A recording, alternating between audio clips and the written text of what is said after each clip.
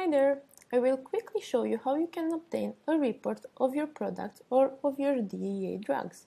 By clicking to Inventory, Products, Product Report, you first have to set up a period of time. Afterwards, you can either look for a category of product or you can select the products you want to look for. Keep in mind, it's not mandatory to look just for one product. You can add as many products as you want.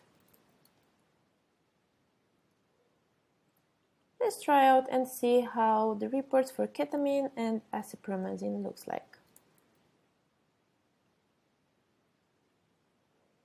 As you can see now, we have here a report from May to November. You can directly go to the records and see how much it was used, or you can directly download the PDF version if you want to share it with other people afterwards. Thank you. Hope this is helpful.